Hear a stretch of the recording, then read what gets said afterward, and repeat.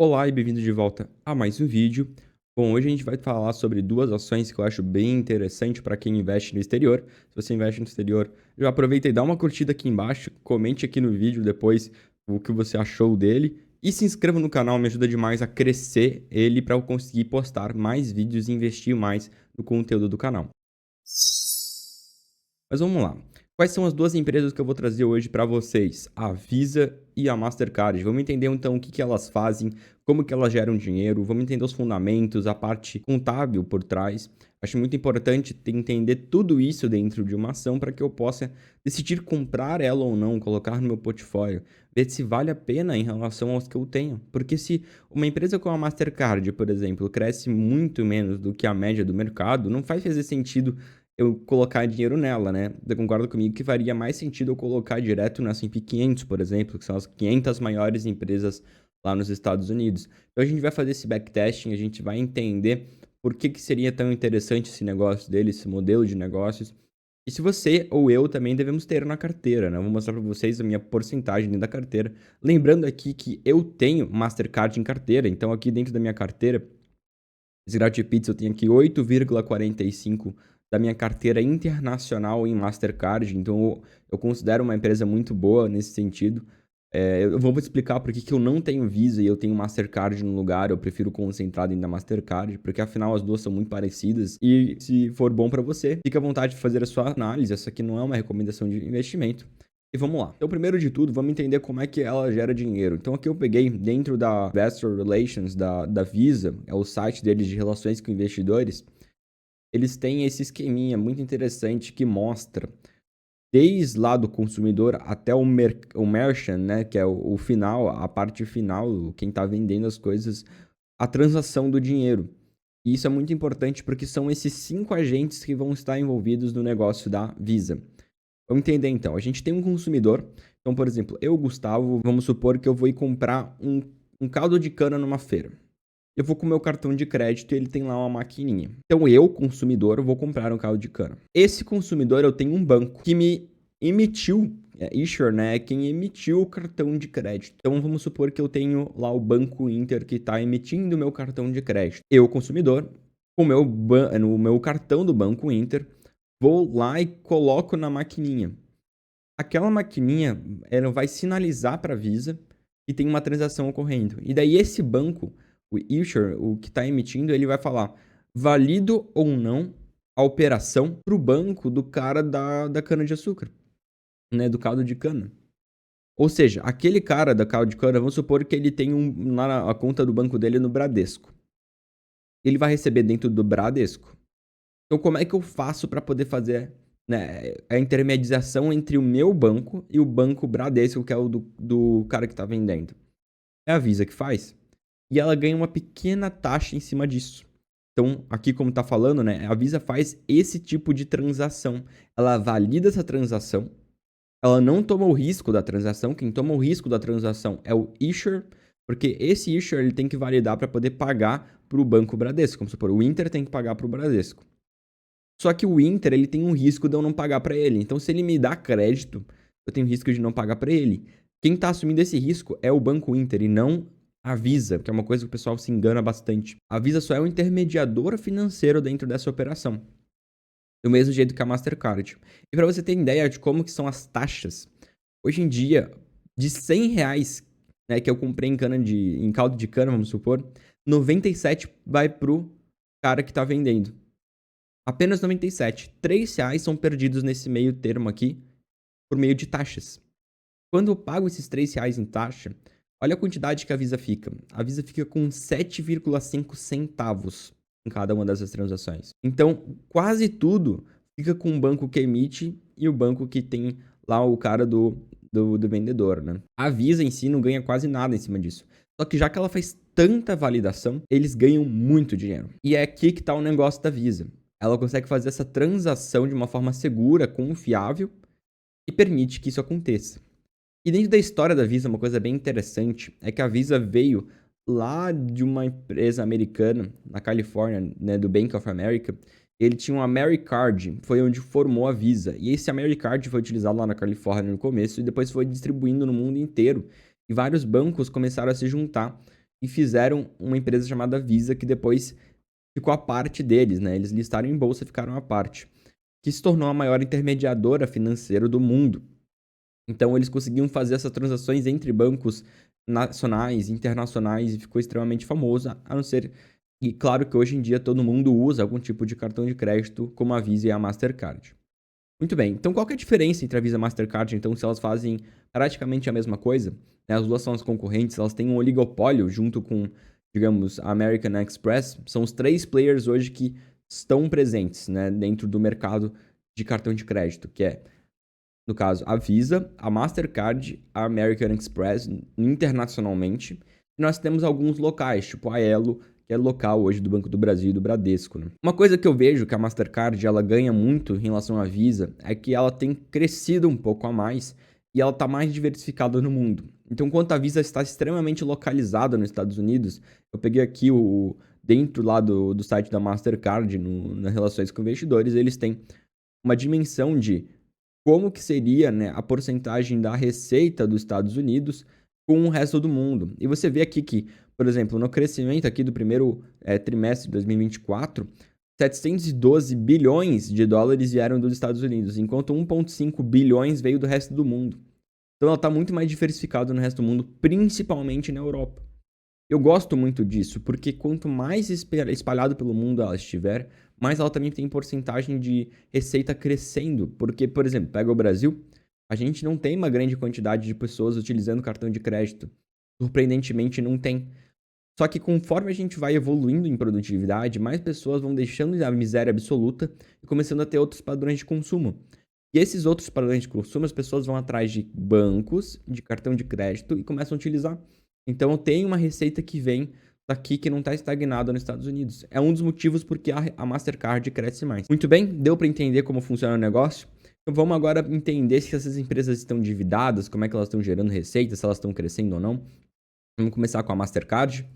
Então, a Mastercard nos últimos 10 anos tem performado 520%. 520% é muita coisa, gente. Em dólar é muita coisa. Se for comparar, por exemplo, com o EWZ, que é quem replica o Ibovespa, que é o mercado brasileiro lá nos Estados Unidos, tem decaído menos 35%, então foi um péssimo investimento. E comparado com o IVV, que é o que replica o S&P 500, que cresceu 180%, então a Mastercard cresceu muito mais, né? Então foi uma aposta muito boa para quem investiu na empresa. E agora a gente tem que olhar se vai ser uma aposta boa para os próximos 10 anos. Né? Afinal, retornos passados não significam retornos presentes, né? Retornos futuros, no caso. Então, vamos entender o que a Mastercard tem de benefício dentro da contabilidade dela. Então, o primeiro ponto que é a receita. Olha como é impressionante esse gráfico de receita. Todo ano, ela cresce alguma coisinha. Tirando em 2020, que foi o ano da pandemia, que dá para cortar isso aqui fora, ela cresce alguma coisa a mais na receita. Parece que sempre tem alguma coisa a mais gerando, porque ela emite novos cartões de crédito. Ela cresce na base de 10 anos atrás, até 10 anos atrás, uma média de 11,64% ao ano. Isso aqui é muito alto, gente. 11,64% ao ano em dólar é muito alto. Lembrando que isso aqui em dólar não tem inflação. Hoje a gente tem uma Selic que for por volta ali dos 11%, só que isso tem inflação incluída. Então tu tem que tirar ali por volta de 6% ao ano. Isso aqui é 11% ao ano em dólar. Então é muito bom. Além que paga dividendos, tá? Vamos já ver isso. Outra coisa legal aqui, por exemplo, o número de cartões da Mastercard que ela emite. Então, já há 10 anos aqui, né, ela tem crescido esse número de cartões e hoje ela tem 3,01 bilhões de cartões emitidos pela Mastercard. Isso aqui é muito legal. Lembrando que cada uma dessas aqui traz, quem usa esse cartão da Mastercard traz aquela pequena porcentagem de cobrança das taxas, né? Vamos lá. O EBITDA também tem crescido absurdamente, então para ver como não tem desfalcado a receita e EBITDA, né, o EBITDA é muito importante para a gente entender o que a empresa realmente está gerando dentro da receita. E o que eu mais gosto de ver é o fluxo de caixa livre. Então, se eu pegar aqui o fluxo de caixa livre, que é o Free Cash Flow, ele cresce por volta de 11,71%. O que é o fluxo de caixa livre, Gustavo? Depois que a empresa pagou tudo que ela tinha que pagar, depois que eu ganhei, né, igual, eu ganhei R$ 100, depois que eu pago as pessoas, depois que eu pago o que custa dentro das empresas, depois que eu pago as taxas, o que sobra de verdade é o fluxo de caixa livre. E ver isso aqui subindo significa que a empresa está gerando retorno para o acionista. Então, o fluxo de caixa livre está crescendo por volta de 11,71% ao ano. Além disso, é extremamente importante mencionar que a Mastercard não dilui o acionista. Então, essa Stock-Based Compensation, a compensação com base em ações, ela não acontece de uma maneira muito intensa. O que é essa barrinha azul, que é o Stock-Based Compensation? É quando uma empresa vai beneficiar os gestores da empresa, os funcionários, com meio de ação. Isso não entra normalmente no custo do operário. Não custa lá para o cara que está trabalhando, digamos assim, não cai no salário dele dentro do book, do fluxo de caixa da empresa. O que cai é aqui depois na compensação de ação. Ou seja, eu preciso tirar um do outro para entender quanto que realmente está crescendo ou não a empresa. Então, quando eu pego o ajustado, se eu pego essa barrinha laranja e diminuo da azul, que é o ajustado de verdade, eu consigo gerar esse gráfico aqui. Então, a empresa tem crescido 11,44%. E é interessante que ela não tem decaído, ela tem aumentado. Nos últimos 5 anos, ela cresceu 15,08% ao ano. E no último ano, ela cresceu 13,73% em fluxo de caixa livre. Então, isso foi um retorno muito bom para o acionista. Você vê, inclusive, no respaldado no preço da ação.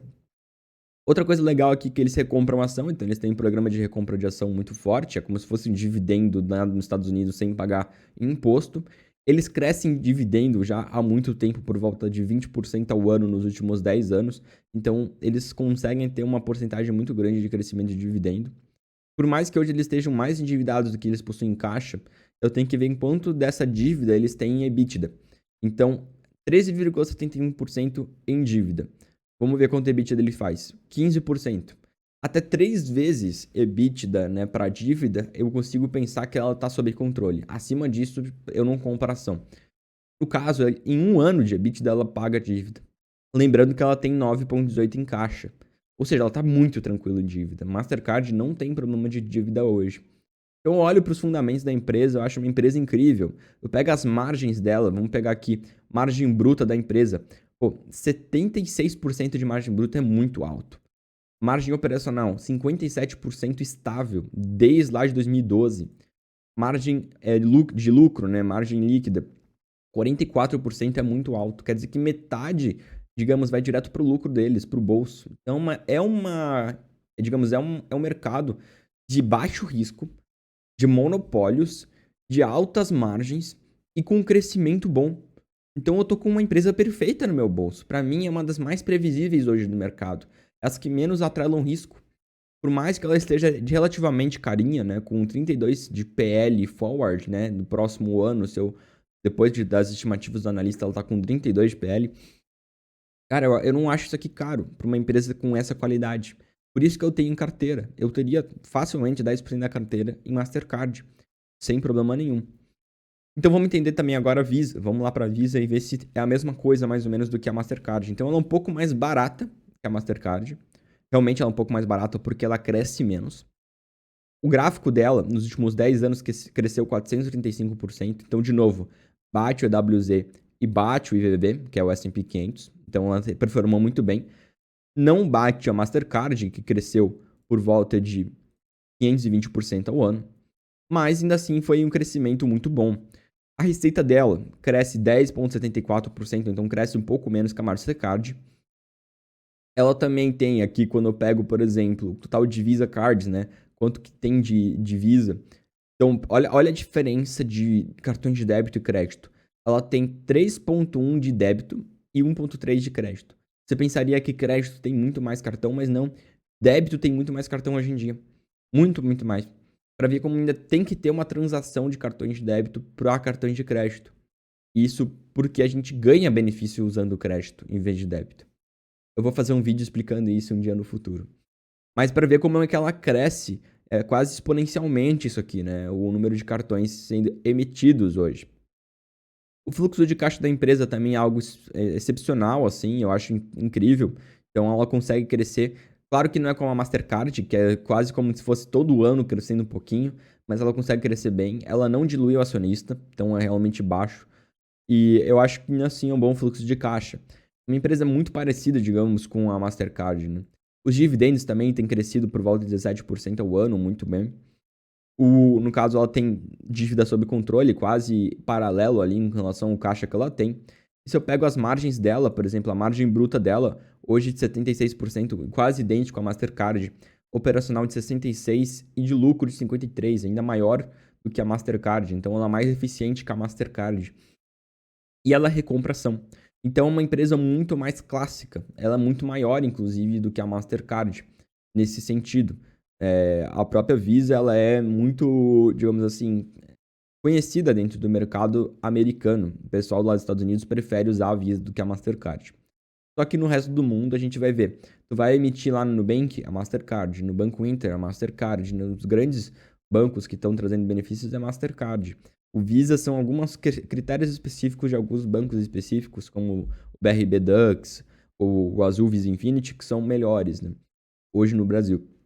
Muito bem. Eu analisei as duas empresas, qual eu escolho se eu fosse aportar em uma? Eu escolhi a Mastercard por a diversificação global. Eu acho a Mastercard uma empresa incrível. Acho que nos próximos 10 anos ela pode estar pagando um bom dividendo. Hoje o dividendo dela é bem baixo, tá? 0,58%. Mas lembra que ela cresce isso aqui 20% ao ano. Ou seja, isso aqui, o crescimento dela daqui 10 anos talvez fique lá por volta dos 3, 4% de dividend yield e mais o crescimento do preço da ação, né? Então, uma empresa que cresce dividendos, recompra ação e ainda por cima cresce muito o preço da ação. Então, para mim, isso aqui é um prato cheio. E outra coisa legal que é interessante, né? É que a Mastercard, já que ela está no mundo inteiro, ela vai pegar o crescimento econômico da África e da América Latina, da Ásia, das pessoas saindo da pobreza e entrando já numa classe um pouco melhor para poder consumir mais, então utilizar mais o cartão. E por isso que eu vejo a Mastercard como uma melhor escolha para o crescimento de longo prazo. Eu até peguei aqui uma publicação do SPC que fala que 52 milhões de brasileiros usam cartão de crédito como forma de pagamento.